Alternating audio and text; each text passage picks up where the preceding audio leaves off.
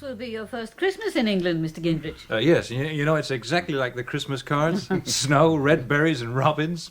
Marina told me not to expect all this. Yes, the snow's exactly on cue for one. We got here just ahead of it. It saw you arrive and then descended.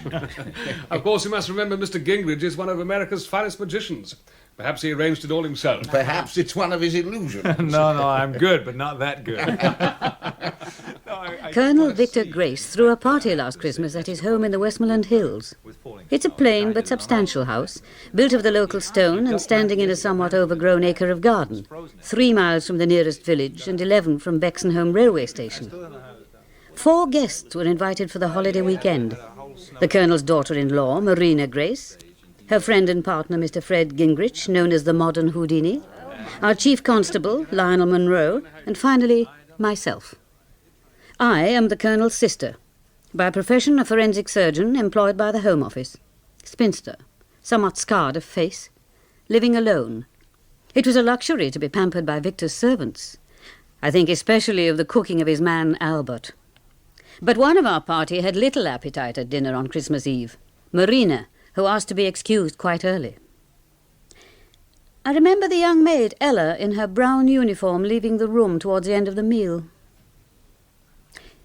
I must reconstruct what happened next, because there's no direct evidence. But it seems that Ella entered the library with a tray of coffee cups. She placed the tray on a table. And then, imagining herself safe from interruption, she began rifling my brother's desk. She had not found what she was after when the French window behind her was suddenly thrown open from the outside. Oh, my God! Oi, what's this then? My God, Albert! Well, is this how you say thank you to the man who got you out of prison? Pilfering his desk? I ain't pilfering. Blimey, my body's stuck in, Albert. What are you doing in the garden at this time of night? I was having a scout round for Dr. Watson. He's still missing? He's vanished into pure air. The Colonel's doing his nut. The lights were blazing in here. Haven't you got enough sense to draw the curtains if you want to go robbing him? I tell you, I ain't robbing him. I just brought the coffee cups in. They're having it in here. And then I thought, well, if nobody was around, I thought I'd sneak a look at me report.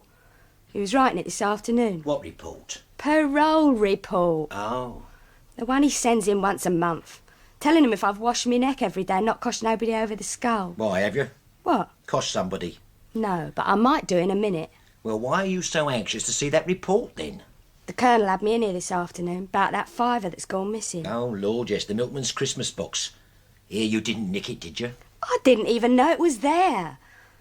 The old clot's asking to be robbed if he leaves a fiver under a milk can at the end of the drive. Any old tramp coming up the lane could take it. Now, listen, Ella. If you did nick it, he knows. He can tell with one look. Those big blue eyes come up and bore into you and click. He knows. Well, the big blue eyes are lying this time. Still, he'd shot me though, wouldn't he, Albert? If he thinks you nicked it, he will. To him, there won't be any option. You see, he gave his word. Oh, no, he couldn't go back on his word to save me from 3 more years inside, could he? Why did he tell the parole board he'd take me on if he don't even trust me? Look, I'll tell him I took the blooming fiver myself, if you like. Say I saw it blowing away down the lane and thought I'd put it in my pocket for safekeeping. Now, how's that? Honestly, Albert? Well, you know my reputation. Oh, thanks, Albert. I'd do anything for a damsel in distress. He can only give me a rollicking. Now then, get this desk tidied up. And chin up. It's Christmas tomorrow. Now, come on. Give us a quick kiss under the mistletoe. What mistletoe? Oh, blimey, use your imagination. Good evening, Albert. Evening, Doctor. Congratulations on the meal. Really splendid. Oh, thank you, Dr. Grace. Come on, Gingold. In you go. Oh, thank you, sir. Albert, why are you dressed up for going out? I've just been having a scout round for Dr. Watson, sir. Oh, good heavens, he's still missing. Yeah, you better have another look. See if he's got locked in one of the outbuildings. Oh, very good, sir. I'll go out through the window if that's okay, sir. Yes, carry on.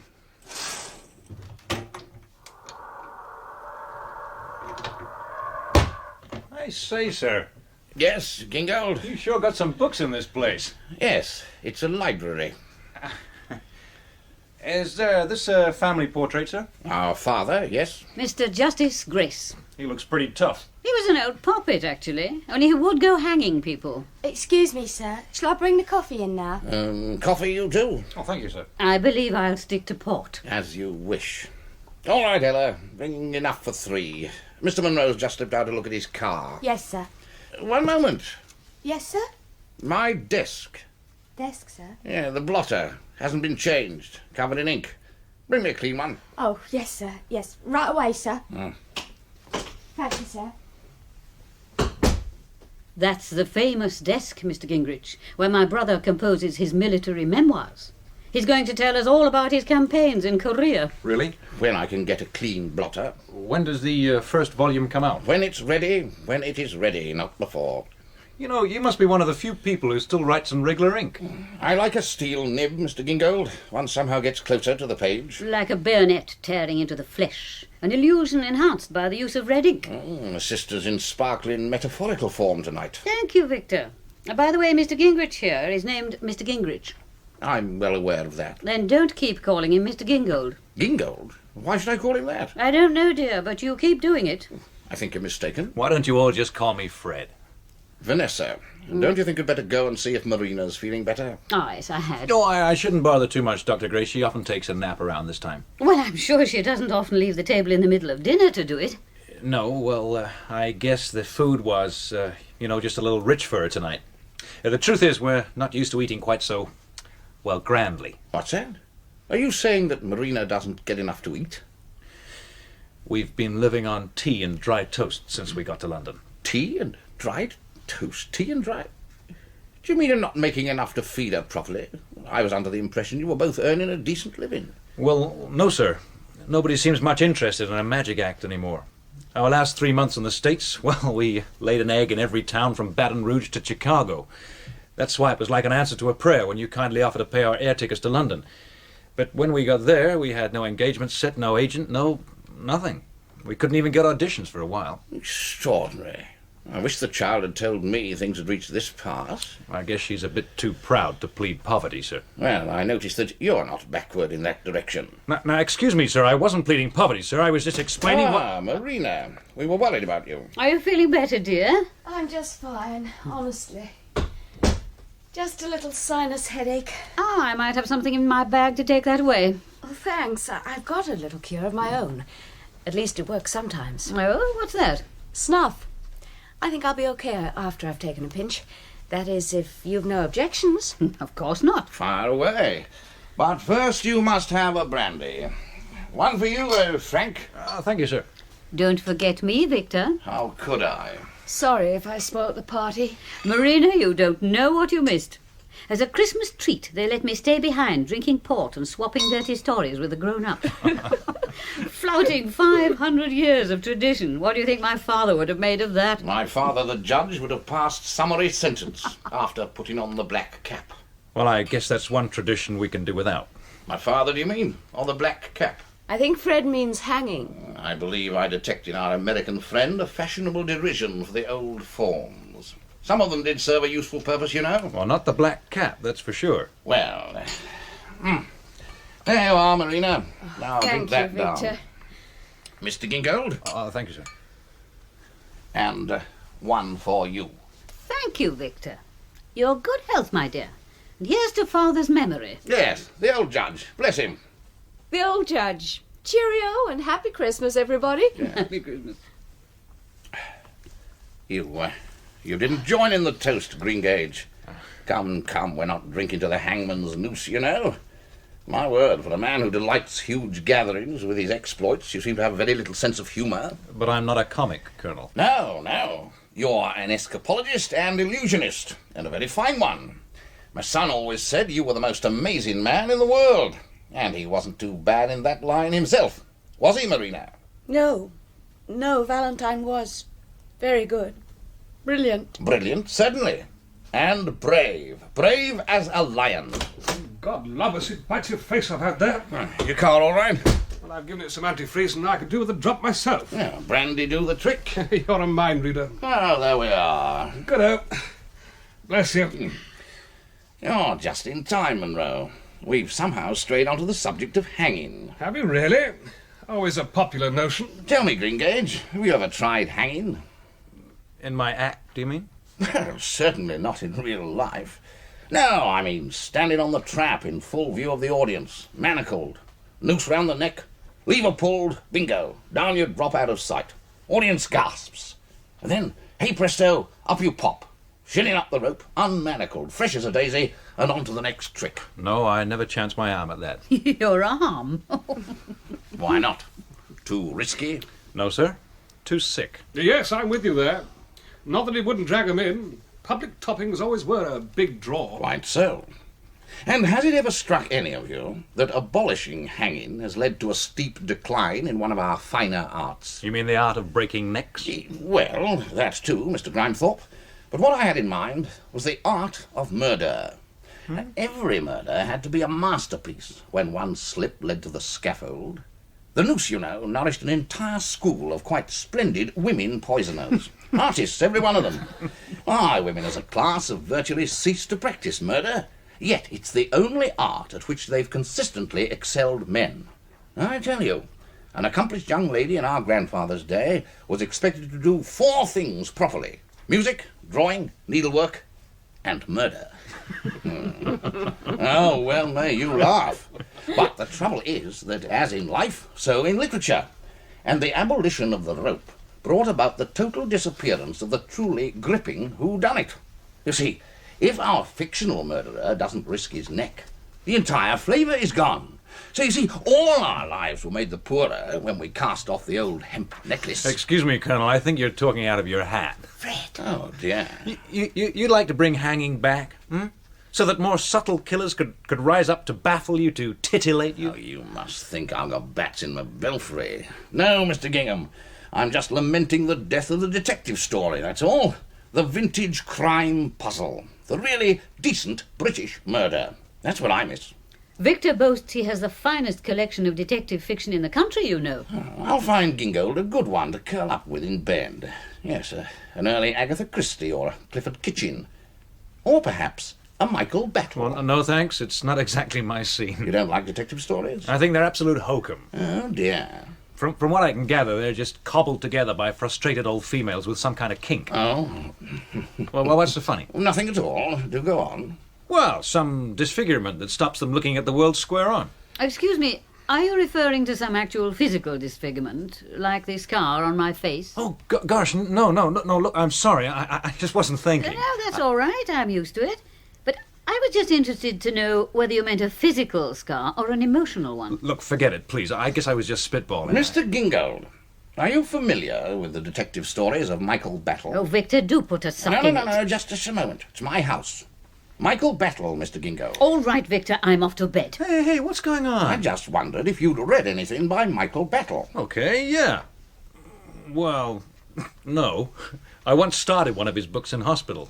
There was nothing else to read, but I couldn't get past page 2. Ah, now that is a great pity.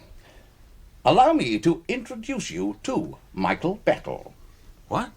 How's that? Permit me to introduce my sister Vanessa, alias Michael Battle, author of 76 Little Babies dressed in primrose overcoats. Oh, no.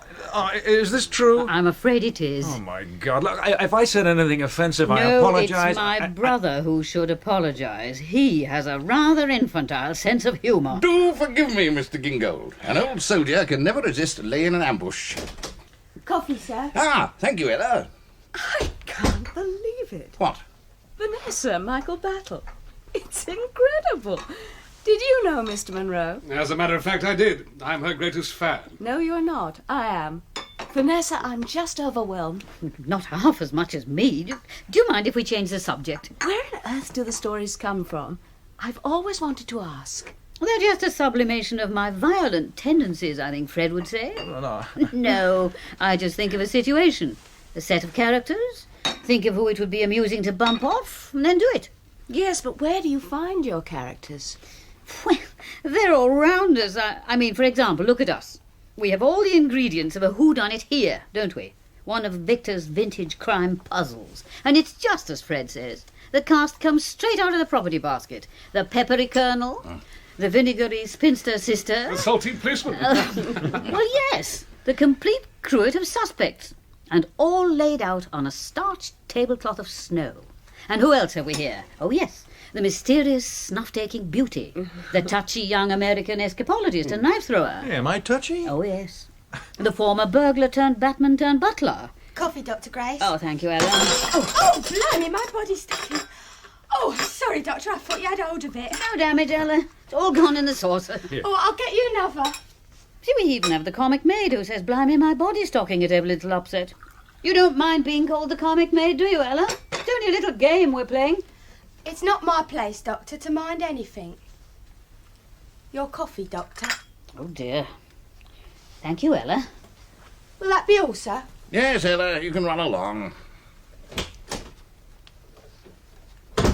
Oh, dear. It's not my place, Doctor, to mind anything. Now, you see what I mean about characters from stock. The maid, of course, has been known to be the murderer. Does anybody mind if I take my snuff now? We'll all watch with great interest. Now, don't make me laugh or you'll have me spilling it. Now, open the lid. What a pretty box. Yes, gold. Of course, Marina could be our murderer. Oh, drat! Whoops-a-daisy. Oh, I'm sorry, it's got a loose hinge. Oh, Victor, I'm afraid it's made a mess of your carpet. It's only a spot, child. That'll soon brush up, as long as you've got some left. Oh, yes, plenty. Now. There. Would anybody else like to try some? Well, I'll take a pinch before I go to bed, if I may. Might stop me snoring. That's it, snuff. You're the victim, Victor. You die by the ingestion of snuff containing a poison which leaves no trace. What do you think of that? It's not to be sneezed at. It could almost qualify as Monro's perfect crime, eh, Lionel? Monro, you know, has the ambition of wanting to commit the perfect murder. The natural reaction against being a policeman all one's life, poor chap. How do you know I haven't done it already? 3 or 4 times. I'm such a blinding expert that I never leave a clue. My victims appear to have died from chicken pox, senile decay. At any rate, something completely orthodox. No. America speaks. No, as I figure it, if you really wanted to commit the perfect murder, that wouldn't satisfy you. A murder that nobody even suspects is a murder. Of course. Anyone cracked enough to attempt the perfect murder, purely for his own sake, would make sure it was a very obvious murder, just so that he could have a good gloat as the police stumbled about looking for it. Oh, sure he would. What's so funny? I was just reminded of a curious newspaper headline I once saw in Tibet. Woman found strangled in monastery. Police suspect foul play. That's good. So, have you really been in Tibet, sir? Once or twice. Really? Well, what took you there? I went to pick the brains of their holy men. I've always been curious about the nuts and bolts of magic, you know, no matter what form it takes. Levitation, telekinesis, Indian rope trick, walking on hot coals, or even your sort of magic, spiriting yourself out of padlocked cabinets and so forth. They're all kindred trades, are they not? All victories of mind over brute flesh. Well, not giving any secrets away, a lot of it is just plain mechanical know-how. Granted. That's why I said nuts and bolts. But what separates the great magician from the gifted mechanic is exceptional mental control. Oh, sure, that comes into it. And some men have developed it so finely that they can overcome their physical limitations almost absolutely. That's why I wandered about the East, trying to pick up their secrets. I had my most interesting experience in Jutabad in Nepal. The tribesmen there were in the habit of passing red-hot skewers through their own bodies. I had the dickens of a job trying to get Albert to do the same. Albert? Oh, now that's the tallest story of all. Oh, yes, the fellow was most obstinate. Look here, I said, I've done it. You don't want to let the side down, do you, in front of this pack of ragamuffins? You did it? You bet. But didn't it hurt? Oh, no. I picked up a few wrinkles from the head chap, you see. Studied the different practices and postures they went in for. Breath control, meditation, what have you. And at the end of the day, I was able to censor out every distraction. You mean a red-hot skewer in your flesh? You could censor that? My dear Gingold, with discipline and practice, anyone could. Even Albert did. Albert did? Certainly. Pleased as punch with himself once he'd taken the plunge. Went strutting up and down like a human pincushion. Somewhat singed one, of course. But that's all ancient history. Now, would anyone like to join me at midnight mass tonight? Have you seen the roads, Victor? Look, there's ice and snow everywhere. Yeah, I nearly took a toss coming in from target practice. Ah, well, did you say target practice? Mm-hmm. I practice throwing my knives for an hour every day. Albert said it'd be okay if I used your hayloft, your gymnasium or whatever. Ah, yes, the gym. That's quite a place. Who uses it? Oh, it's just an ancient stables I fitted up for boxing and physical training. I like to do a bit of sparring with Albert. Keeps us both on our toes. And I believe little Ella goes in for lifting the dumbbells up there. Extraordinary, what? Of course, I'm on the injured list at the moment, with this stupid gout. So I have to content myself with battles of wit. Ah, yes, by the by, I've something rather splendid in that line for you tonight. Jolly good Christmas game. Oh, no. Can I be excused? I loathe games. Wait till you hear the prize. £1,000. Victor, is this one of your merry pranks? Excuse me, sir. Your clean blotter, sir. Ah, yes, just put it down over there. Yes, and then you can stay and listen. Yes, sir. Because Ella can play this game too. Albert can. You all can. And the winner collects £1,000. Yes, £1,000 if he succeeds in entering this room undetected. Better than a motto from a Christmas cracker, what? You see, in selecting a decent party game, the good host must consider the various talents of his guests assembled, and endeavour to tailor the prank accordingly. So I gave this much thought, and came to the conclusion that most of my guests this weekend had in common a certain expertise. Oh, yes, and that is? Why, breaking and entering. Breaking and entering? Well, in a manner of speaking. I mean, Gingold, as we all know, is the modern Houdini. And Marina, like all the best magician's assistants, can vanish and reappear elsewhere, apparently at will. Now, Ella is a practiced prison breaker, and so, once upon a time, was Albert. As for our friend, the chief constable, I don't know if you're aware, but he had the habit in wartime, not of breaking out of German prisons, but of breaking into them and getting others out. And now he's regarded as our most eminent authority on criminal methods of breaking and entering. And you'll pay £1,000 if they can enter this room? You must be dotty. Not completely. I take it there's a concealed hazard. Oh, not concealed, because I'm about to reveal it. Now, you see the little glass-fronted box I've set into the wall, Yeah. and inside it a button? Well, some kind of fire alarm, isn't it? Not exactly. Let me show you. If I remove the glass safety shield, thus, and then press the button, presto! The music begins to play, and the button lights up as a red warning signal. But a warning of what? A guillotine. A guillotine? Would you like to see? Press that button, will you, Monro? Then it'll be safe to open the door. Very well. All clear now? You can open the door, Gingold. Or perhaps you'd rather I did. Okay. What can I lose? Only my head, I guess. Okay. Well, I guess I keep my head. Now, take a look at the top of the door frame. Well, well. What is it? There's a groove up here about a couple of inches wide running all the way along. Feel inside with your fingers. Careful, it's awfully sharp. Oh, my God, there's a blade up here. Say, do you mean this thing can drop? Naturally. It's a guillotine. Oh, charming toys you play with. What's holding it up? Electromagnets. And you mean they can be switched on and off by that little button on the wall? It fills the doorway with a curtain of electronic beams. If they're broken by someone trying to enter or to leave, the magnets are cut and the blade drops. Chop. Oh, you gotta be joking. Say, this is one big bluff. Possibly. Perhaps the blade can drop. Perhaps I'm pulling your legs. Well, isn't that the essence of a first-class game, the uncertainty? At any rate, anyone wishing to win the big prize has been warned about the door, and I think we'll have it closed. Now, then, of course, there's the window. The same mechanism operates the most appalling alarm bell if the window is so much as touched. Ah, I see you're looking at the fireplace, Monro. If you're thinking of entering down the chimney, I must tell you the fire will be made up with ash logs last thing at night. And I think we'll put one on now. There we are. And I'm afraid there are no secret passageways connecting with this room, no priest holes hidden behind the panelling, or trapdoors under the carpet. Oh, first class, Victor. I'm glad it tickles you so much, Monro. They've swallowed it, Victor. Every one of them. But not you. Just watch this.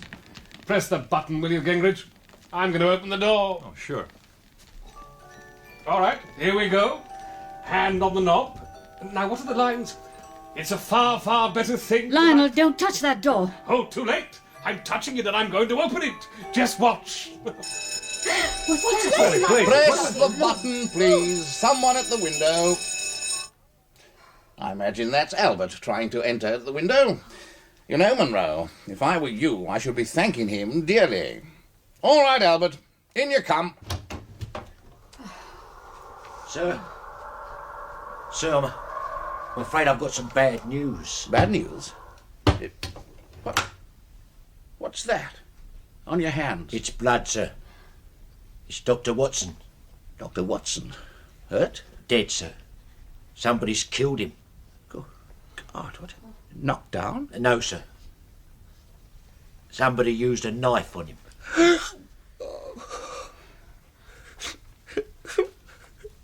What a poor dear chap. Oh, upon my word. The dear sweet fellow. I'm sorry. I really can't face all this at my age. No, darling, try and pull yourself together. That poor foolish creature. He was all I had left in the world, you see. Now, do try to get it in perspective, Victor. Dr. Watson was only a dog. Only a dog? What's that you say? He was the only friend I could count on to be faithful. Oh, come now. I've been faithful, sir. You can always count on Albert. Oh, don't be ridiculous. Only a dog? Is that what you said at breakfast, Vanessa? I told you I was setting aside a few £1,000 in my will so that he could be cared for if he survived me, and you said it's ridiculous. Victor. Albert, how was he killed? Wouldn't you like to leave the details till later, sir? What did they do to him? They cut his throat, sir. Cut his throat? It must have been over quick, sir. No pain. How do you know that? They cut clean through his windpipe, sir. Clean through? Oh, yes, I see. A scalpel. Of course. Tell me, Vanessa, did you bring your bag of tricks with you? Equipment? Tools of the trade? My surgical instruments. Yes. Well, they're in the car, but surely I you thought don't... as much. Yes, I thought as much. Are you suggesting that I had something to do with this? Only a dog. Heard it from your own lips this very morning. Now, Victor, you're talking nonsense. Am I really? What's the matter with you, Albert? You done something to your arm? I think I've bust my wrist, sir. What? When you were killing him? Did he put up a fight when you were killing him? No, sir. I fell over his body.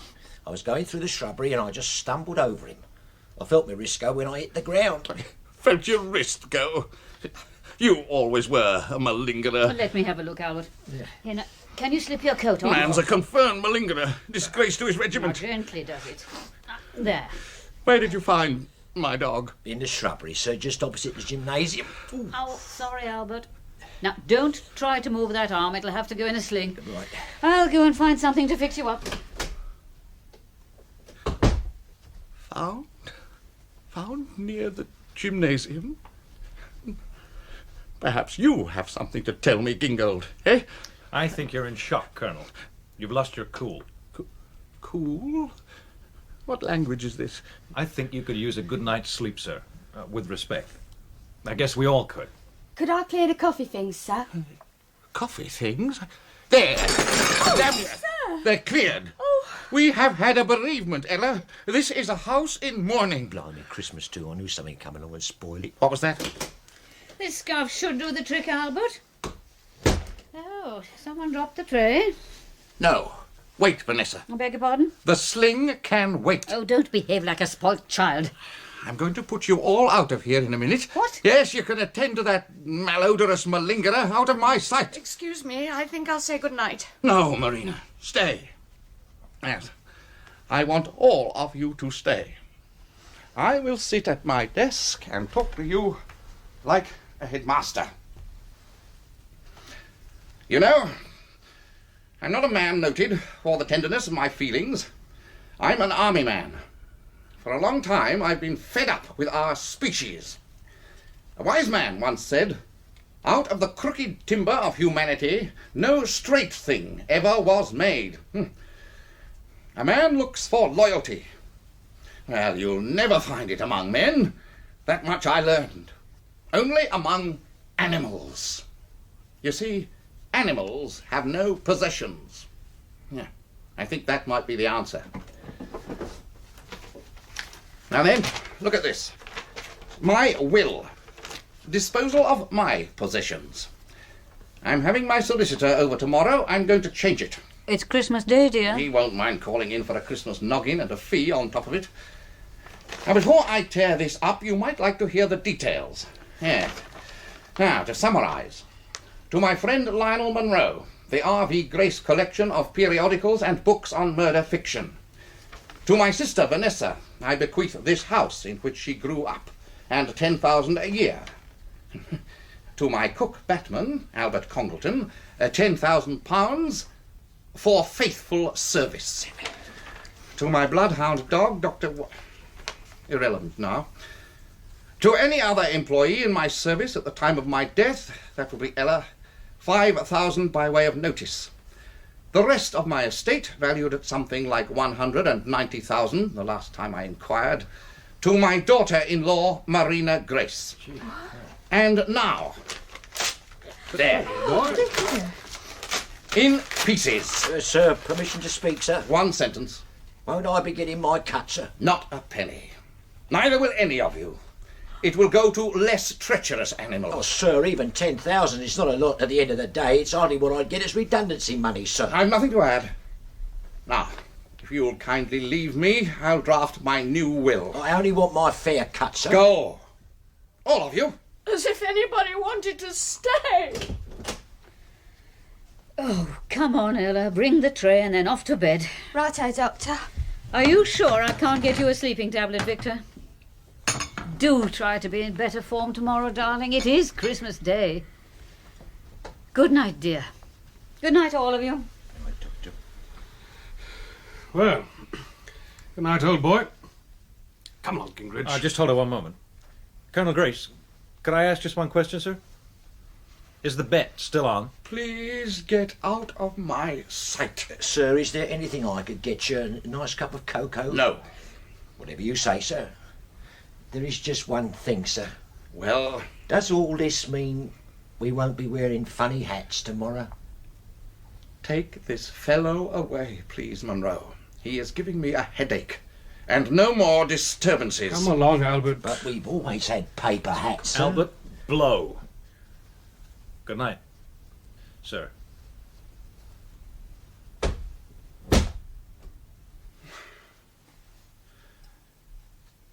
Alone, at last. No more disturbances. Yes.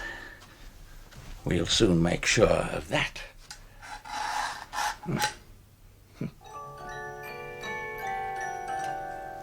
Will we be wearing funny hats?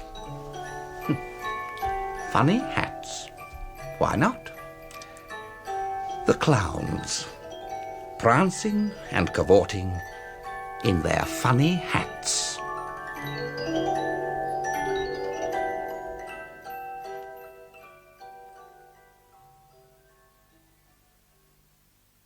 Dr. Grace? Wake up, Doctor. Oh, what time is it?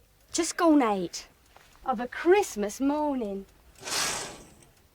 What's the weather doing? Snowing like mad. Oh. Doctor, Albert sent me in to say the Colonel ain't slept in his bed. What, my dear? Albert thinks he might be, Well? well, in the library. Library? The door's locked. We can't get no answer. Did you take a look in through the French window? Well, I tried to, but the curtains are drawn. Victor! Victor, are you in there, old boy? I've been trying that since 7 o'clock, sir. And the French window's locked? Yes, sir. Then we'll have to break it open. Well, what are we waiting for? I could open that window with one finger. Hello, good morning. Oh, morning. Morning. Well, a Merry Christmas. Many of them, Dr. Grace. No sign of my brother? It looks as though he's still in there. You mean he's been in there all night? Well, listen, the music's still playing. Music? Oh, yes. Could have had some kind of turn. We were just about to go in through the French window. I'm on my way. That's all right, Gingrich, I'll do it. Look, it's my profession. You don't want it damaged. It's my profession, too. Nobody in there till I've taken a gander, please. Okay, I'll come with you. No, I'd much rather you all stayed here. Don't jump if you hear the alarm. It'll just mean I've got in. Excuse me, Dr. Grace, shall I start getting breakfast? Oh, just leave it for a few minutes, Ella. Is Mrs. Grace up yet? No, Doctor. I went in to call her, but she was sleeping so deep. What do you mean, sleeping deep? I couldn't rouse her. I think she must have been tired out, sir. Yes, she had a very trying night, the poor lamb. How's your arm this morning, Albert? Well, I couldn't manage a proper wash, Doctor. It's stiffened right up. It's a good job it wasn't my right arm, or I would be in a mess. Yes, well, I'm afraid you're stuck with that sling for a while. Oh, there. Mr. Monro's inside. He switched it off. And he switched the guillotine off, thank the Lord. Guillotine? I'd forgotten about that. Come on, Monro. Open up! Lionel, is everything all right? Is Victor in there, Lionel? Geez, plodding British policeman. Lionel! Open this door. Now come on at once. I'll count 10 and then I'm going round there. Well, Lionel? Vanessa, Well, is he in there? please go to the drawing room. I'll be with you shortly. What? I'm coming in there. Vanessa, I must ask Can't you just tell us if he's in there, sir? Lionel, he's dead, isn't he? Vanessa, Let me past. as you wish. The others were drawn after me into the room. My brother lay face down at his desk. His right hand rested on the white blotter. A steel-nibbed pen stuck out from his stiffened fingers. A knife, planted to its hilt in his back, had a white bone haft. The winter light fell upon several dark splashes on the deep blue carpet where last night's coffee had been upset. Towards the centre of the room was a small gingery stain left by Marina's spilt snuff. In the fireplace, a log smouldered away, reduced almost to ash. On the top of the log there rested a burnt sheet of paper, burnt to grey ash, but recognisably a sheet of paper. Say, listen, could I own up to something right here and now? Well? That's my knife in his back. One of my throwing knives. Now listen, is somebody here trying to put me on the spot? Now, why on earth should they try to do that? Hadn't somebody better ring for the police? Not for the moment. Oh, but Lionel... Not yet. A gang of policemen barging about might obscure things, not make them clearer. The atmosphere of a murder is rather quick to evaporate once the wind blows in. But we're obstructing the course of justice. I'll take the can for that. Have you any idea how long he's been dead? I'm sorry, I must ask. I should say about 6 hours. And it's now 8:15. That would make it 2 a.m. or thereabouts. Possibly longer. The room's quite warm. And then could we say 1 o'clock at the earliest? I think so. There's one thing I am sure of. Yes. He was killed by a left-handed man. Wait, now why left-handed? How can you possibly know that? It's quite clear, Fred. Huh? You see the angle at which the knife enters the body? Yeah. It was driven upwards into the left side of the back with a distinct bias to the right. You see? Right. Well, a right-handed blow would have a bias to the left. Death would have been instantaneous. If the knife went into the heart, yes. But I can't be sure of that for the moment. It may have narrowly missed the heart or gone in at the very edge. In which case? He might have remained conscious for, a couple of minutes at the most. Now, just hold it there. Yes, Fred? A man, you said a left-handed man. Why not a woman? Well, she'd have to be jolly powerful. The blade's gone in right up to the hilt. Yes, and the more I think about it, it would have taken exceptional strength even from a man. It's an upward thrust, you see. Difficult to get much force behind one of those unless you're as strong as a bull. Excuse me, Doctor. Yes, Albert? Well, no offence intended to Mr. Gingrich, but couldn't somebody have thrown the knife? You told me to shut up, but it is a throwing knife. No, Albert, not unless my brother was standing on a hill or perhaps a staircase and the knife thrower at some point below him. The knife entered his back upwards, you see, Albert. Yes, of course, Doctor. Take the notice of me. I'm all over the place. Oh, for God's sake, Albert. Can't you see that much? He was stabbed as he sat on his stool. Somebody crept up behind him and let him have it. Thank you, Ella. We must all try to remain calm. Hello, everybody. Happy Christmas. Victor! Marina. Marina. My God, she's passed out. Here, Monro, come on. Help me get her onto the sofa. Couldn't you have slapped her face or something? You're supposed to be a doctor. Well, that's a good way to break a person's nose, nothing else. Besides, Mr. Gingrich, I don't believe in hitting a pregnant woman. Pregnant? You know? Well, she told you? There was no need. Fred, Yeah, okay, baby. Just lie back. Everything's gonna be fine. Fred, what made you do it? What made you do it? Now, look, don't fret yourself, sugar. I didn't do a thing. Your knife, that's your knife. Yeah. Marina, now stop this. Albert, Yes, Doctor. we'll all feel a lot better with some breakfast inside us. Breakfast now, Doctor. So if you'll pop along and make it, you too, Ella. He can't manage by himself with that arm. Very good, Doctor. Come on, Ella. Fred. Yeah? But why would anybody use your knife? How could they get hold of it? Where did you keep it? Up in my room. There's a whole case of them. Set of 13. The case was in the dresser. And do you keep the case locked? Why should I? No. And your room was unlocked? Well, it's not an hotel. So anyone could have walked in and taken one? Sure, they could have taken a lot. I sincerely hope not. Slip up and see if the case is still there, will you? I sure as hell will. And Fred, Yeah? just one question. Okay. Are you right-handed or left-handed? Oh, so that's a pitch. Well, of course you're not obliged to answer. Right-handed or left-handed, he's neither. What's that got to do with it? He's neither. He's both. He's ambidextrous. Ah, I see. Oh, you think you do. And you, Marina, which hand do you use? Now, that's enough grilling for this morning, Monro. I'm right-handed. Why? I don't understand any of They this. reckon the old boy was killed by a left-hander is all. They what? Oh. Yeah, I guess I'm in a one-way lobster pot, even if it turns out he was killed by a right-hander. Okay, now you listen, Monro. I'm going up now, and I want no more pressure on Marina. No more questions. You got that? Yes. Good. You think he did it, don't you? Well, you're wrong. Do you want to know why? Because Excuse me, breakfast in 5 minutes, Doctor. Oh, good. Oh, Albert, Yes, sir. it doesn't happen to be your best arm that you've injured, does it? Pardon, sir? You're right-handed? Oh, yes, sir. Thank God I didn't bust that one, eh? Otherwise it'd have been one of Ella's burnt offerings for breakfast. And Ella, which hand does she use? Right hand, sir, I think. No, half a mo, left hand. No. Oh, well, blow me, that's queer. I don't know, sir.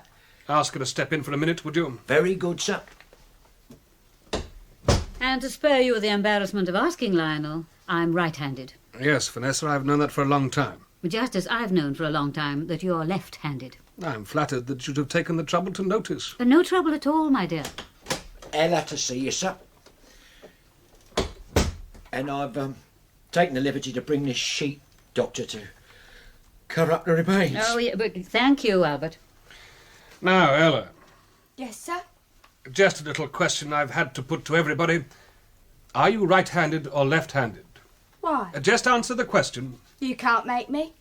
Anyway, I'm a right-hander. I am, always have been. Thank you. That's all. Sir, Hmm? that was a fib, sir. Oh, dear. I'm left-handed, sir. Well, bear up, child. So am I. The best people are, you know. Anyway, sir, couldn't have been Ella, because she got up in the night... Well, do go on. Oh, sorry, it's nothing, sir. Oh, come on. Well, sir, it's just that... You see, sir, our rooms are on the same landing. Now, if Ella had been knocking about, sir, in the middle of the night, I'd have heard something. When you were fast asleep. Well, yes, sir. Blast it, Albert. Let's have the I'm truth. telling the truth, sir, so help me. Oh, it's no good, Albert. It'll all have to come out in the end, so you might as well own up now. You hold your tongue. Oh, don't be a great ninny.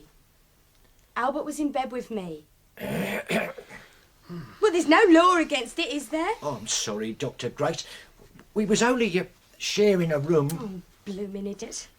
Well, I better put this sheet over the remains now, Doctor. May I, Yes. if Ella could give me a hand? Yes, of course. Right, Ella.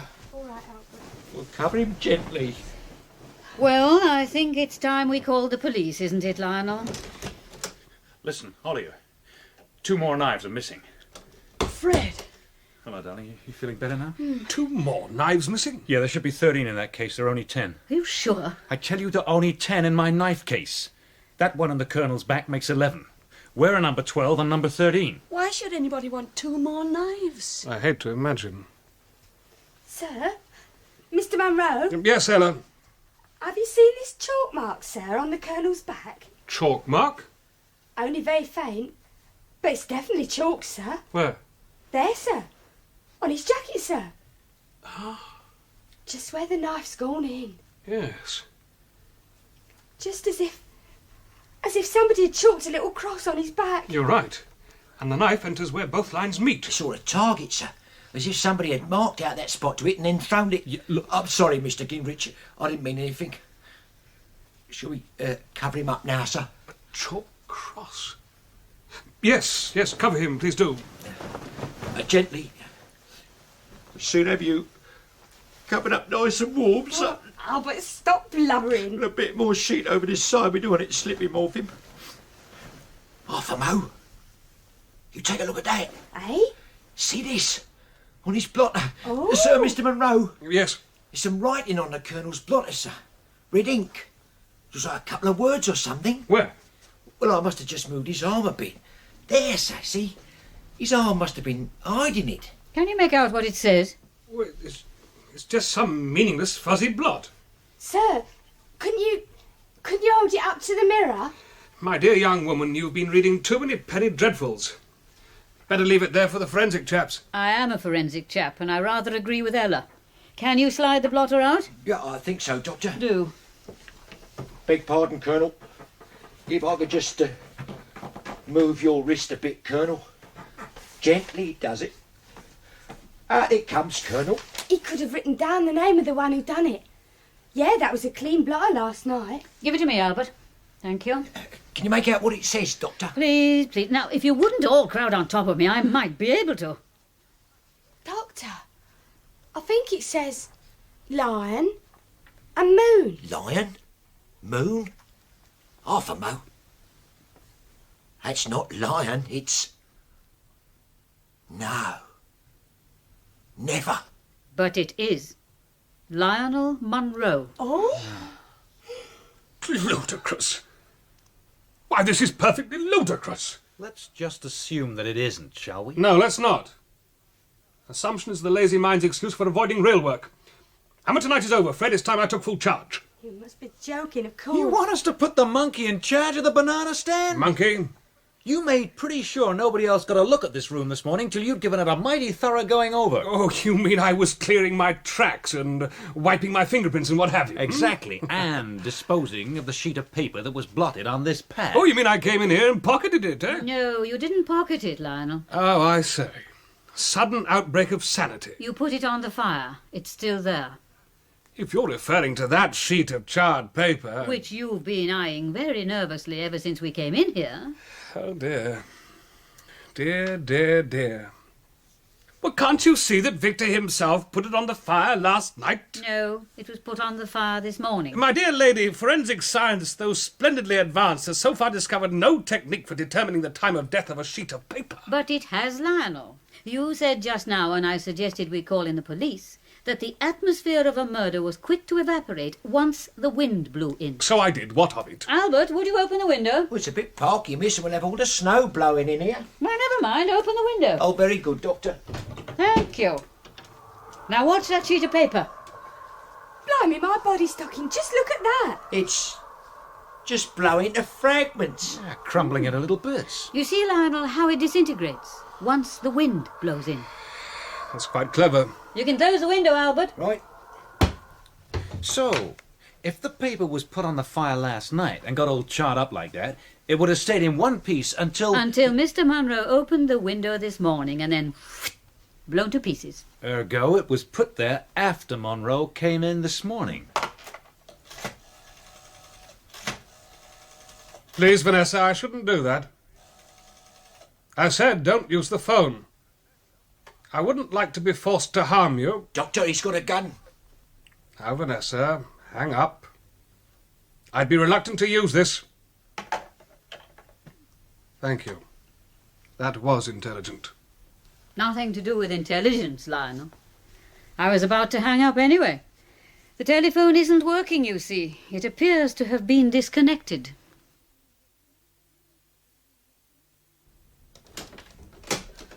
Oh, you. Marina, do come in. Where are they all? What have you done with them? Oh dear, you don't think I've done away with the entire household? Oh, do come and sit by the fire. Fred won't be long.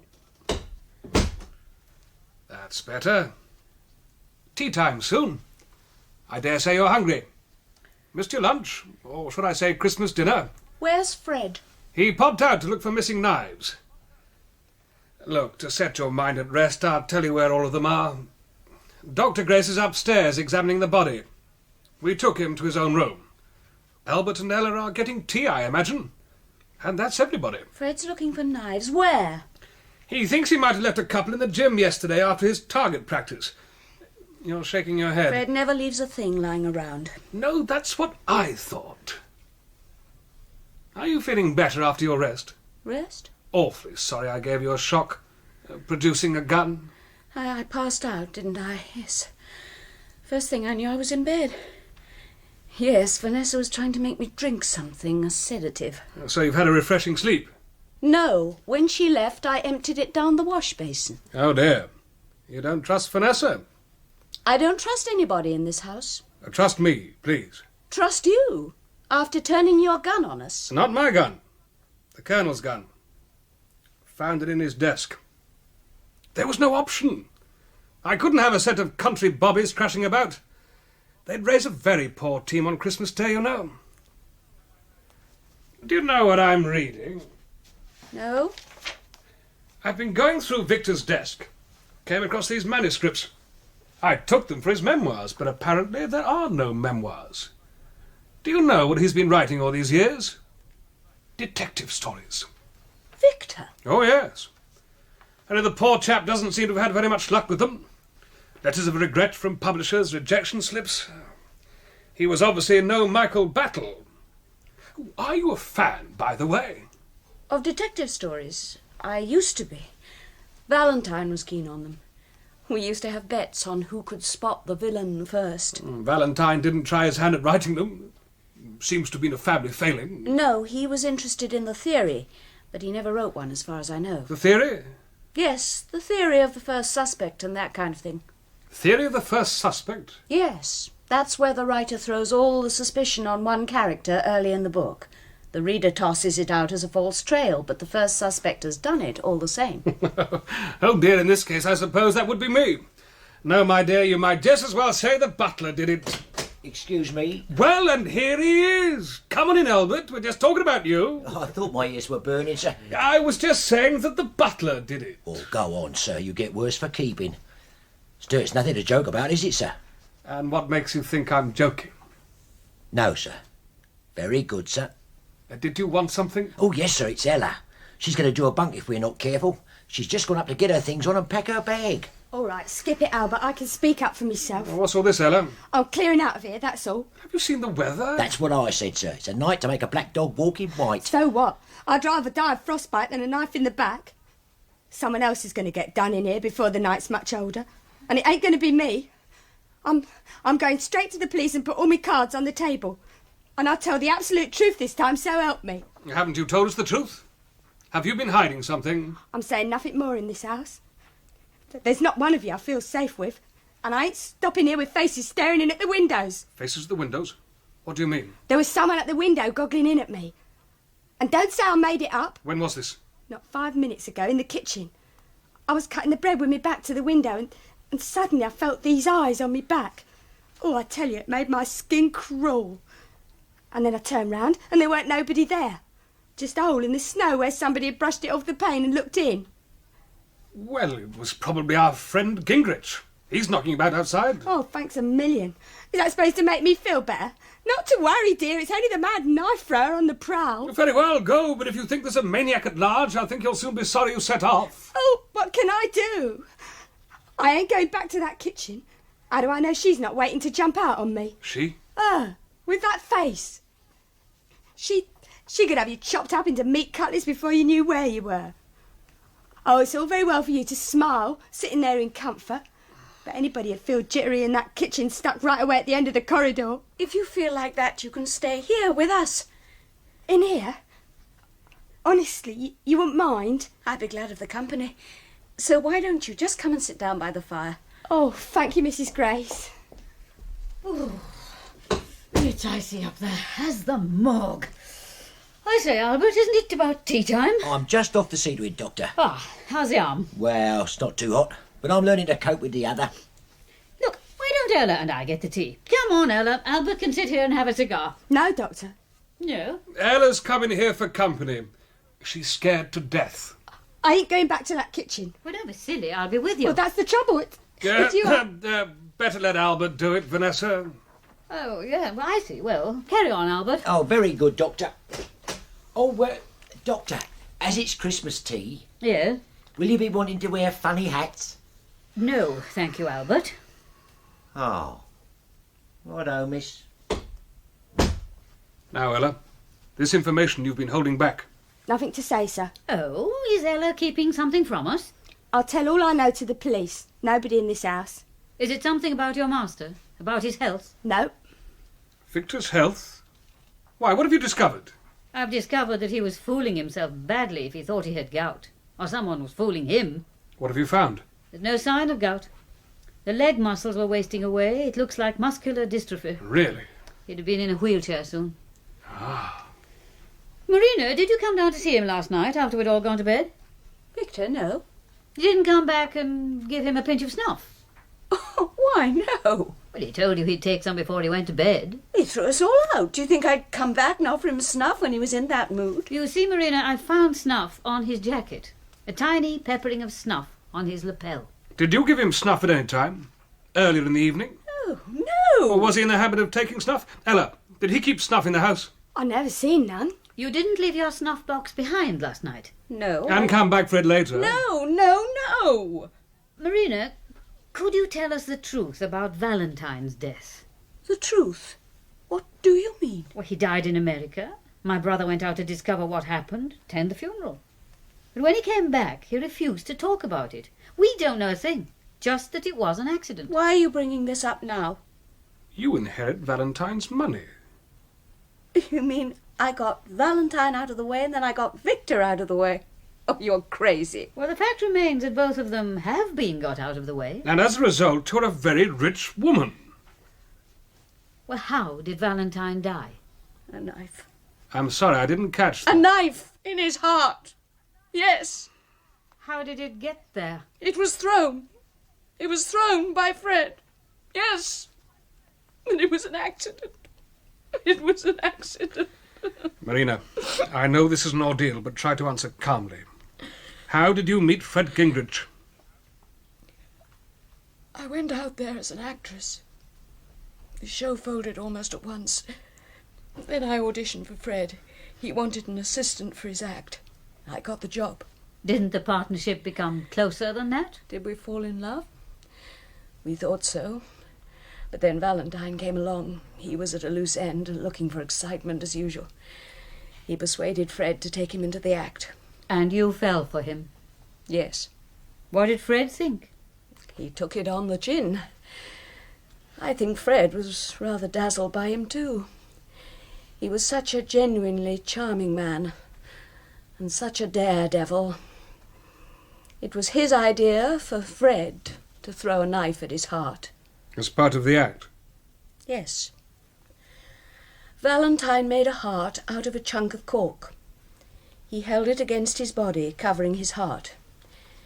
It was the climax of Fred's throwing act, hitting that cork heart. But Fred hated the idea, so he had a trick knife made, one with a harmless blade that retracted into the handle on impact. So what went wrong? The night it happened, Valentine moved the cork heart just as Fred threw. Moved it just a few inches, but it was enough. He died instantly. But I thought the knife was... Somehow the knives got switched that night. Fred threw a real one. I don't understand. Fred used 13 knives in his act, a dozen genuine ones and the fake. They were kept in a red case, and the trick knife was always in the last slot. I stood there and handed them to Fred, one at a time, as he threw. I see. And what did the American police make of this? A great deal. But in the end they were satisfied it was an accident. In the end? Let me get this clear. Fred threw the knife that killed Valentine. Yes. But you handed it to him. Yes, yes. And then you came in here last night on the pretext of giving his father snuff. No, leave me alone. What in hell's going on? What are you doing to her?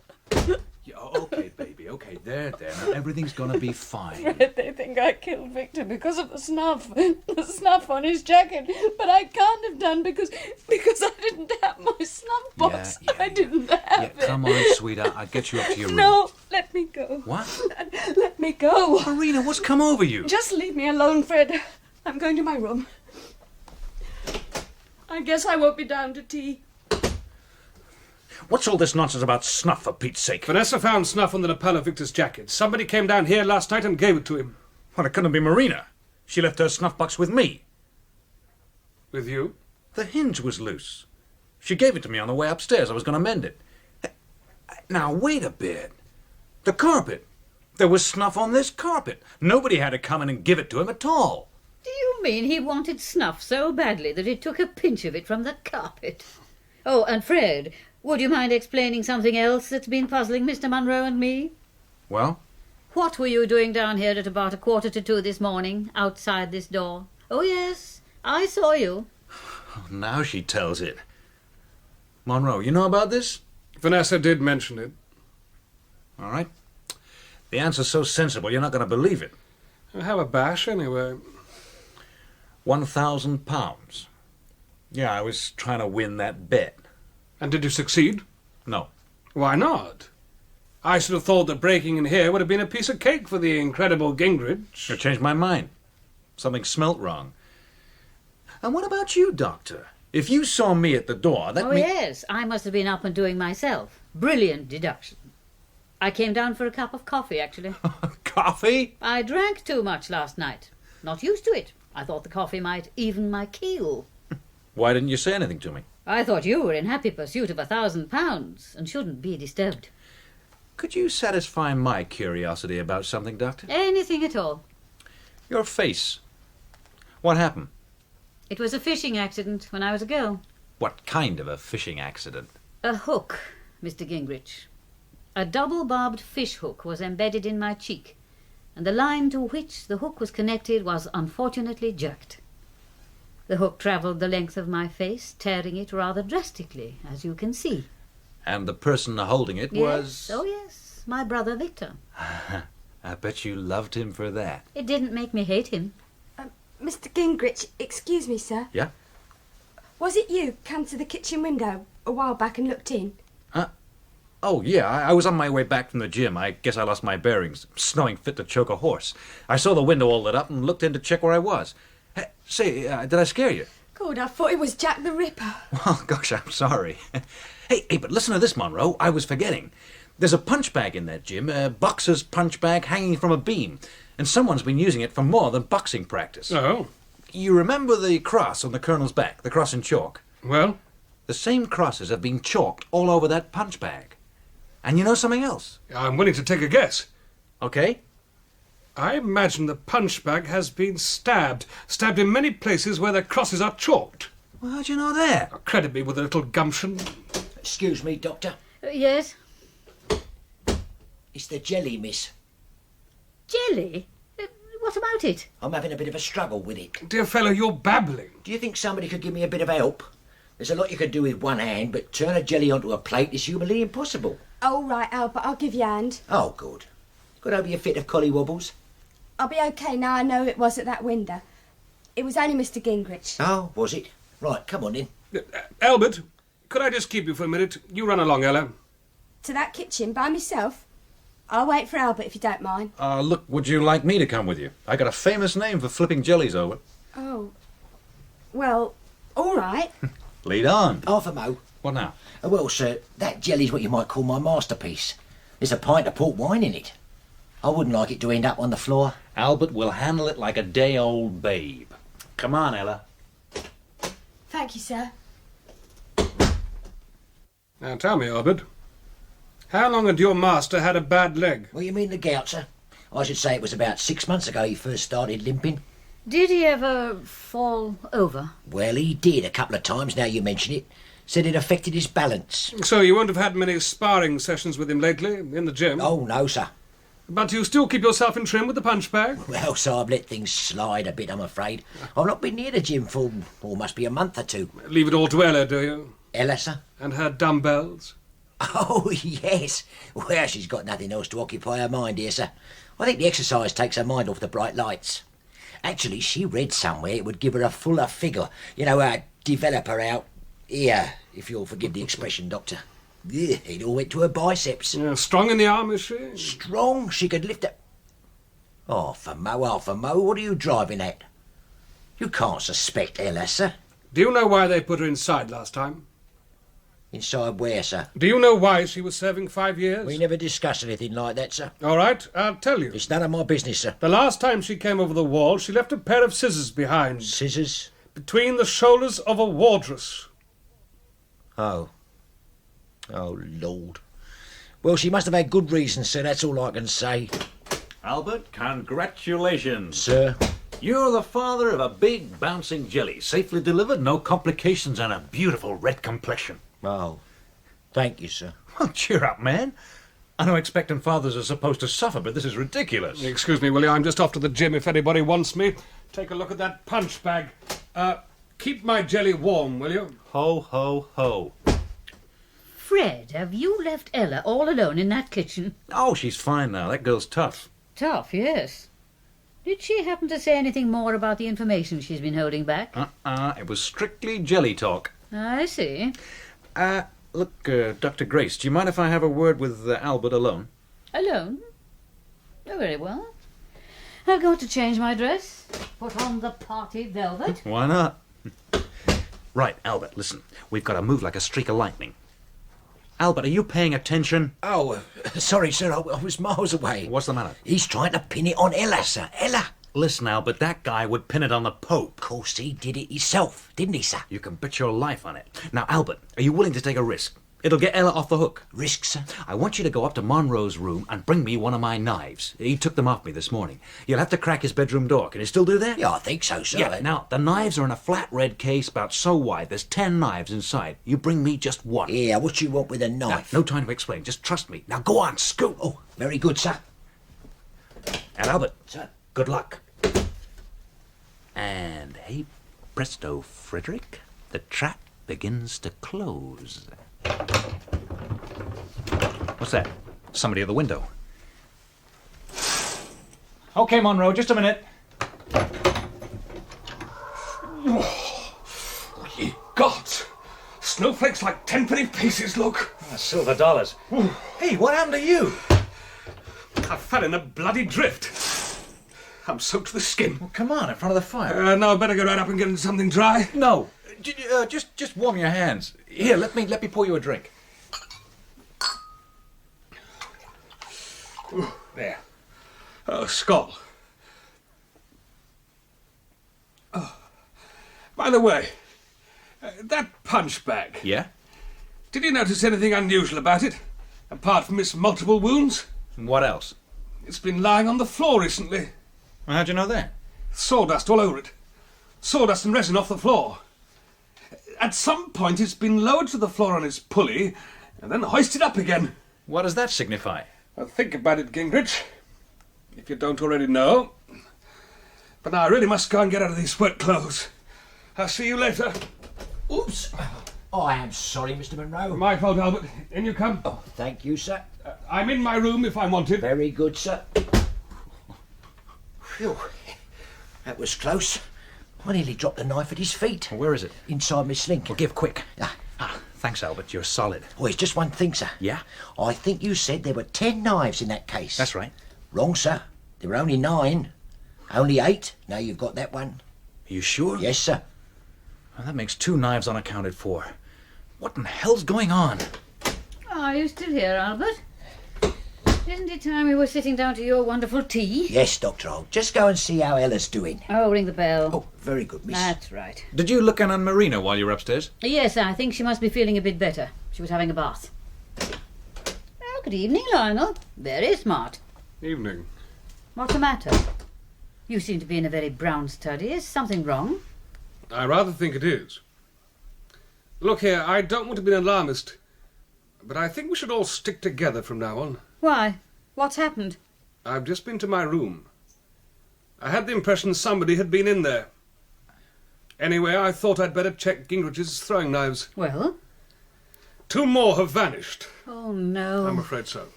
Lionel, I'm beginning to feel a certain sense of déjà vu. I have been here before. What? In the pages of certain detective stories, at a lull in the action, at the point in the story when the plot seems in danger of losing impetus and drying up. Why? What happens then? Well, there's only one sure way of setting the plot in motion again. That's to kill off another character. Oh, why doesn't Ella answer that bell? Shall I ring again, Doctor? No, Albert, I don't think it can be working. I think I'll just go and see what she's doing. Excuse me, won't you? Albert, Yes, sir. when I went out of here to change my clothes and we collided in the doorway, Oh, yes, sir. where had you been? Oh, you mean when we bumped into each other in the doorway? Yes. Where'd you just come from? Albert had been doing a little errand for me. Oh, what errand? I sent him up to my room for a pack of cigarettes. I see. Well, Vanessa? Vanessa, what is it? It's Ella. What? Ella? Oh, no. Oh, yes. A knife. One of yours, Mr. Gingrich. In her back. A downward blow struck with the right hand. Right hand? But are you sure? Certain. Lord help us. So now there's 2 of them about. A right-hander and a left-hander. Or just one, who happens to be both right and left-handed. Fred? Fred? Oh, there you are. I changed my mind. I guess I will take tea after all. What's the matter? Is something wrong? Fred, has something else happened? It was not the merriest of Christmas teas. Afterwards we gathered together in the library before a great fire. Marina and Albert played cards while Fred Gingrich sat for hours scribbling in an exercise book and scowling at anyone who interrupted his train of thought. Lionel Monro and I sat reading my brother's curious detective novels. At 1 o'clock I made cocoa for everyone, and surprisingly everyone drank it. Not bad for cocoa. Very nice indeed. Well, I'm glad you all approve. And now perhaps we can relax. Yes, I put down one of Victor's manuscripts somewhere. And what was it called? Died laughing. You died laughing. Oh, yes. Here it is. Oh, thank you. I'm reading one called Relatively Dead. Yes, he had a certain knack for titles, if nothing else. Yes. It's about a woman who murders her brother because she's somewhat embittered about a scar he inflicted on her in childhood. Really? How does she kill him? Strychnine in his cocoa, actually. Oh, how sad. Thanks. What's that you're writing, Fred? Not a detective story, I hope? I suddenly feel the world is overburdened with them. No, I've been working out a railway timetable of everybody's movements here in the last 24 hours, making a note of everything they've said, adding up all the little peculiarities like snuff on the colonel's jacket, and the chalk marks, and the slashed punch bag, and the writing on the blot pad. And finally, it's all starting to make sense. But for one damn thing. And what's that? Monroe's name on the blot pad just doesn't fit in. Well, why not leave it out? Leave it out? Let me paint you a small picture. Victor is slumped at his desk. He's just been stabbed in the back by Lionel. Well, thank you. With his last ounce of strength, he scrawls Lionel's name on a sheet of paper. Plausible, Fred? Well, why not? You said yourself he might have lived for a couple of minutes after the knife went in. So I did. Very well. Victor has scrawled his attacker's name on a sheet of paper. And now this dying man, in terrific pain, sinking into oblivion, takes the trouble to turn that sheet of paper over and carefully blot it on the blotting paper? Still plausible? Why, no. But what then? Well, it was red ink. Red ink? I think Vanessa's suggesting it was a red herring. Or to throw the blame on you? It had that effect. Yeah, but listen, if you're not to blame, what about the burnt sheet of paper in the fireplace? Only you could have put it there. Dr. Grace proved that. Yes, I did put it there. You what? I came in, found the body, found the report. After I read it, I decided to destroy it. Report? What report? What Victor had written was a report to the prison commissioners accusing Ella Chatto of stealing a £5 note and recommending her recall to prison. But I don't follow. Why burn it? Because I didn't believe a word of it. Even if I had, I wouldn't have thought it warranted sending the girl back to prison. So you just went ahead and destroyed what could have been a vital piece of evidence? I destroyed something false to save someone genuinely trying to reform herself. So that's it. The last of the loose ends. Now it starts to make sense. You mean you know who killed Victor? Not exactly, but I think I know how it was done. Well, are you going to share this discovery? I'm sure we're all on tenterhooks to know. I'm sure you are, Dr. Grace. Can I demonstrate? You never caught my act, did you? The incredible Gingrich. Well, now's your chance.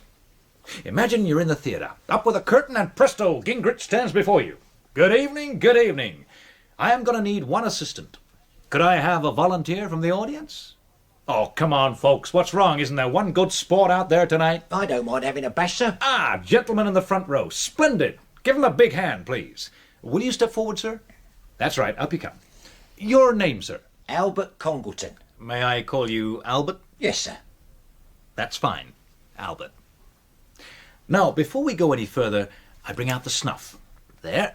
And sprinkle a little smidgen on the carpet about here, I guess. Yeah, there. Fine. And now, ladies and gentlemen, you've all got to imagine I'm Colonel Grace. Everybody got that? Have you got that, Albert? Yes, sir. Right. It's 1:30 in the morning. I've kicked everybody out because my dog's dead and it's made me sore. So what are you doing in here? Me, sir. You, Albert?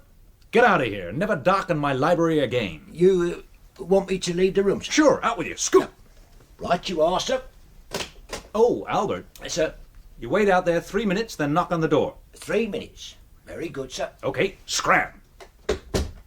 Okay, folks, now what? Oh, yeah. I lock the door. Slip the bolts. There, that's that. And now the window.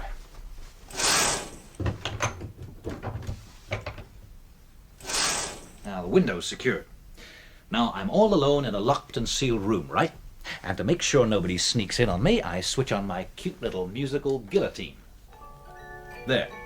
Now, I go to my desk, I sit down, take out a sheet of paper, dunk my pen in the red ink, and write a report to the prison commissioners. Bad girl, felony of a fiver, ungrateful slut, blah, blah, blah. So kindly take her back to the pen, your humble, so forth and so on, Victor Grace, etc. There, right, done. Now turn it over, blot, blot, blot. Ah, hold it. Now you see what I did? You blotted the report. And so would he. And yet there was no trace on the blotter. Ergo? The report had been written before, earlier in the day. Must have been. So how come it was on the desk when you broke in? It was taken out of the desk and left there deliberately to implicate Ella. Yeah, it fits, it fits. Okay, I don't have to write the report because it's already been done. There. Report back in the drawer. Now, you've got to imagine that a lot of time passes. Everybody goes to bed. Snow falls silently. Owls call. I'm in here alone for an hour or so. And then there's a tap on the door. Now listen. I want none of you to interfere during what happens next. Not a peep, okay? Just don't butt in, not even if the heavens fall. And remember, I'm Colonel Grace. Yeah, who's there? It's me, sir. Albert. Just a moment. And now I have to cut the music. Otherwise, I cut Albert. There. Now I let the good man in. Come in, Albert. Oh, thank you, sir. Just a tick. Albert, I'll switch the guillotine on again so we won't be disturbed. There. Now, are you ready, Albert? What for, sir? I'll show you. I've got something hidden away here. Under my armpit. Oh, what's that, sir? This. A knife! Yes, one of that frightful fellow Gingold's throwing knives, Albert. We'll take it. Go on. There. What am I to do with this, sir? Now, just hold on to it for a moment. There's one more piece of writing I've got to do. What are you writing, sir? The name of my old buddy, Lionel Monro. Right, now blot it carefully. There. Leaving a neat impression on the blotter. All right, Albert. Throw the original on the fire, will you? Here you are. Very good, sir. Is it all right? Yes, it's burning. Well, give it a poke to make sure. It's all gone, sir. Good. Now what? Oh, yeah. My report on Ella. There.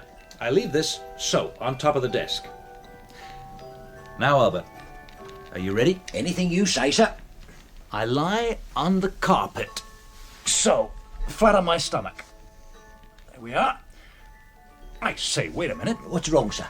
I do believe somebody's spilt snuff on this carpet. I've got it all over the front of my jacket. Oh, well, another little clue to bamboozle them all, what? Right. You ready, Albert? Yes, sir. Get in position, then. Position? Stand at my head, facing me. Like this, sir. Fine.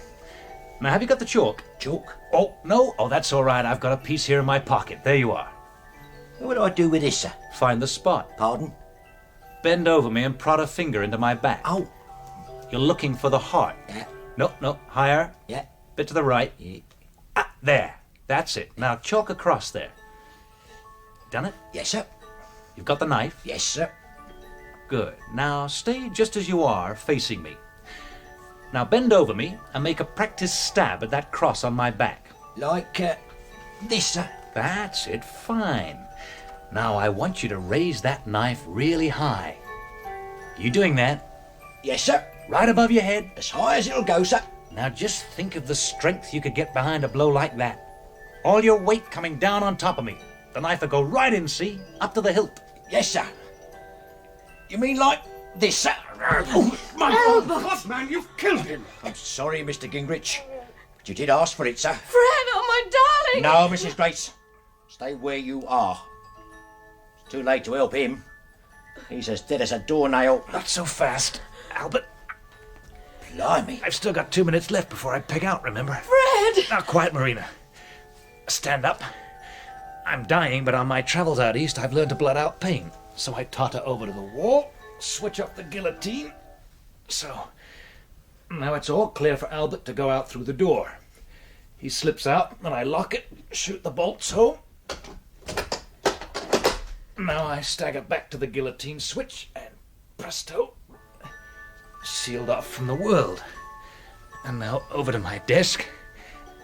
I sit down, pick up my pen, then I die. Like so. How's that, Albert? Very good, sir. That knife. This? That's a fake, old chap. A trick knife, Albert. You mean I went upstairs into Mr. Monro's room and bought you a fake knife? No, I broke into the room before you and stole it myself. I don't get it. Why send me up to steal one? There is no way a one-handed man can crack Monroe's door. I was testing you. Fred, Albert is a one-handed man. That sprain of his, it's certainly not a counterfeit. Yeah, but Albert shared a certain trick with his master. He can blot out pain. You bust that arm deliberately, right? Yes, sir. I just put it in a door and twisted it. You're as cracked as a lump of moon rock, aren't you, Albert? No, sir. I've just been following orders like a good soldier. It was all up with the Colonel. You know that, Doctor. No future except as a cabbage on wheels. So he thought he'd go on one last campaign. Campaign? With what object? To lumber you with a murder conviction. To lumber me? You lumbered down here everybody. Oh, no, sir. As the Colonel saw it, at the end of the day, When all the false scents had been blown away, the priest would have to zero in on you. Who else had already put his knife into one member of the family? Who else had a history of passing through locked doors? Who else stood to marry a rich heiress? And Ella? Was killing her part of his campaign? No, sir. Regrettable, that. But Ella was the only one with anything against me. We worked out the alibi we'd been in bed together. She thought it was protecting her, 'cause naturally suspicion would fall on a girl with a violent record. At least, that's how I put it to her, sir. When she said she was going off to tell the whole truth, I had to shut her up. Put yourself in my position. And you killed the dog? Dr. Watson? Yes, sir. Colonel's orders. I thought he was so fond of it. Too fond to risk it going to a bad home or pining away. Wanted it buried alongside his own body, he did. Oh, I hope somebody will see to that. Wanted me dead and buried with him as well. Said I was his faithful hound too. But I said that was carrying faithfulness beyond bounds. And all this because he thought I murdered Valentine? Because he knew you did so. He was wrong, Albert. I don't think so, sir. But he was. Valentine killed himself. No, madam. Yes, Albert. I could never tell Victor this. Valentine made me swear. But Valentine went through life in a constant state of terror. I know, I saw him. I had to nurse him through the nights when he couldn't sleep, when he lay whimpering and trembling at the thought of all the risks he'd run during the day. He'd always had to prove to his father that he was braver than anyone else. It was all an act for his father's benefit. And his biggest fear was that Victor would find out the truth. Until in the end he couldn't go on pretending. He switched the knives himself. He left his heart unprotected deliberately. That's the truth. Well, Albert, what do you intend doing now? Well, I've been thinking about that, sir. As far as I can see, there are two options. I could shoot you all, or I could make you a nice pot of tea and some goose sandwiches. I don't know which. Sandwiches, Albert, definitely. There's a bit of port wine jelly left. Oh, gosh, terrific. And mince pies with rum butter inside. Oh, what a feast. After all, it is Christmas, isn't it? Right. Stay there. I won't be a jiffy. Albert, you get away from that door. Door, sir? Listen, there's music. You haven't switched off the guillotine. There is no guillotine, sir. Just one of the Colonel's little pranks. He told me himself was all a blind. Had you fooled always, didn't he? Are you sure? Just watch me open it and walk out of here. God!